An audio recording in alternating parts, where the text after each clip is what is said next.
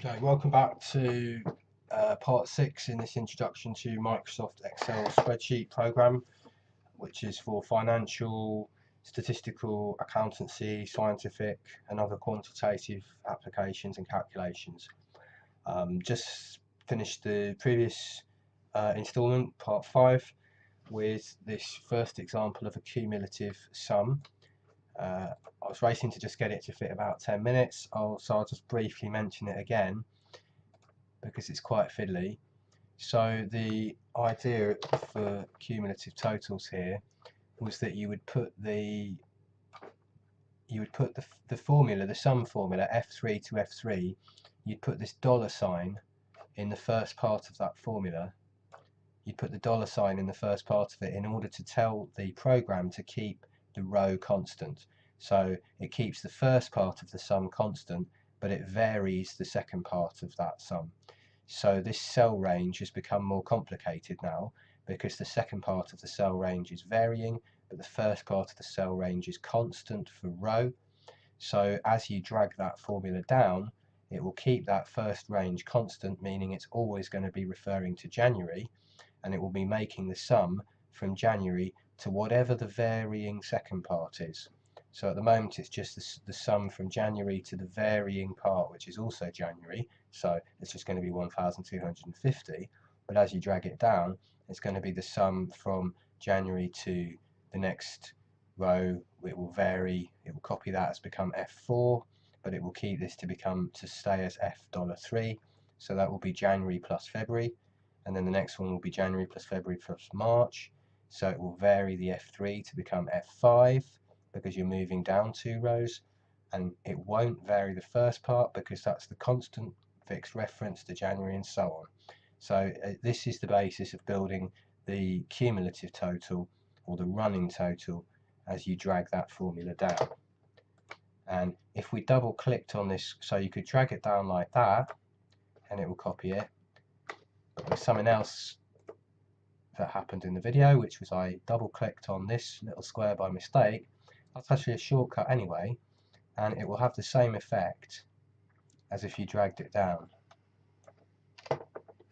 It's very handy that if you had hundreds and hundreds of rows, you wouldn't want to sit there for ages just dragging it down. We're on to the row 388 now. You wouldn't want to do that.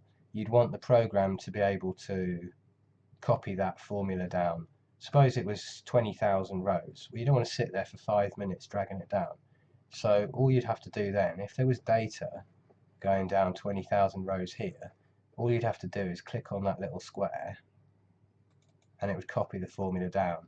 And then if you wanted to, you could use the scroll bar to scroll down, but it will just do it automatically, and Excel can tell that the data stops here. It knows these cells are empty, so it knows to stop doing the calculation here, and that's exactly what it does. So click on that little square, copies it down nicely. Okay, just another little trick here. If you decided you didn't like this data anymore, you could select these 4 columns. If you want to select a whole column as opposed to a cell, you just click on the top like that, drag it across, and then right click brings up a menu and it allows you to insert. If you insert, it will double those columns, whereas if you delete, it will take them away. Right click, you could clear the contents, or you could right click and delete all those columns. Now notice it doesn't delete the letters, it doesn't change, it doesn't start at E anymore. All it does is delete the data that was in the columns. So it just moves the space over, but it keeps the same column headers. It always starts at A, B, C, D. It always starts at 1, 2, 3, 4. So it will delete what's in the spreadsheet, but it won't actually delete the columns themselves. Alright, so if you wanted to delete these 2 columns, right click, delete. It will delete the data, it will slide all this data over, but it will keep the references FG. There's no way to change these references, which is just as well, otherwise your spreadsheet would become a mess. Okay, well, you've got earned and spent numbers here, and I've just done cumulative earned, so this could be your total income for the year, £19,035, pounds or dollars, you might want to track as you went from month to month whether or not it was a month where you broke even, made a profit, or was it a loss.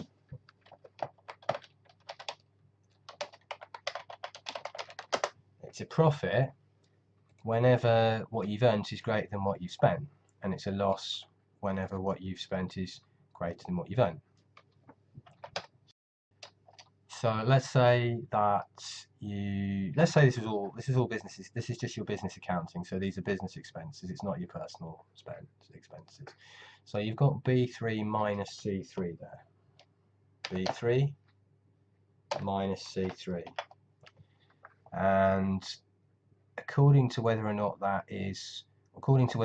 earned number is greater than or less than the spent number will be whether or not it's a profit or a loss.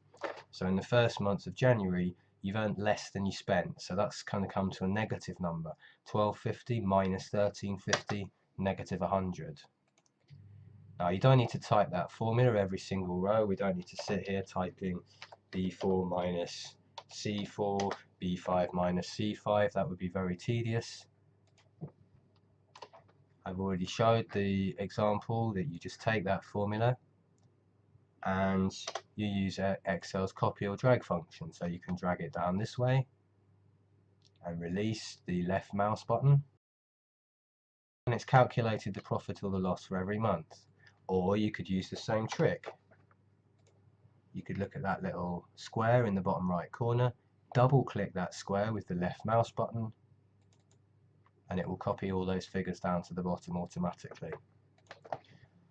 That's pretty clear then. It jumps out which months are the ones with the losses. So there's 4 months with a loss, and which ones are the months with the profits. So what about your running profit or loss? Well, that's going to be the same thing we did before for the cumulative earns. So we'll do the same thing just to practice it. So you've got the sum, open bracket, and it's going to be from $3, the dollar meaning I'm always counting from January, and then E3 meaning I'm always counting as far as the current row. So the second part, as before, is the part which varies, and the first part with the dollar is the part that doesn't change, and that's how you get your cumulative sum. Press enter, let's drag it down. So now we've got the cumulative. We've got minus 100 in the first month, 350 in the second month, minus 100 plus 350 is 250. So we have a running profit of 250. Drag it down another row. We've earned another 200 net, so that's 450. We're about to earn another 780, so that's going to come to 12,300. Then we're about to lose 100, so it will go down to 11,300, about to earn, and so on. So that's your cumulative profit.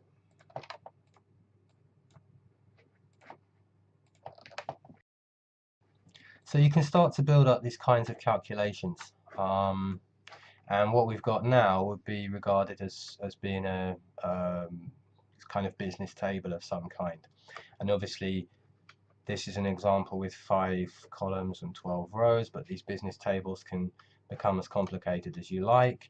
And this is where you'll start to put percentages and things like expenses and various other functions and formulae, or maybe you'll begin to insert charts, or you might want to highlight all the negative numbers in order to show a manager, and you'll start to actually extract the data and try to get meaning and value out of these tables.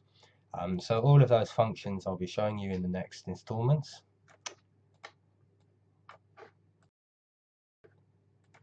And yeah, so I'll leave it there. That's just over 9 minutes, but I'll leave it there. It's a fiddly topic with these cell references. I'll just show you one more example before it ends. Suppose you actually made the constant for both parts of the sum. So it's not a very useful formula. It's just a sum of constant. You can probably imagine what that's going to do if you think about it. If I drag it down, it's going to just stay as the constant, sum to the constant. So it's just going to be this minus 100 all the way down. Let's check it. Yeah.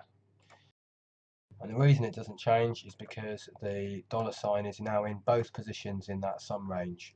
So it's always just the sum from January to January, which is never varying from -100 on its own. Okay, so in the next tutorial I'm going to introduce some, I mentioned sort of additions that you could do to this table. I'll talk about percentages and I'll talk about conditional formatting. Conditional formatting is the way that you can highlight, for example, all the months in which you may have lost money. Right, so see you next time. Cheers, bye.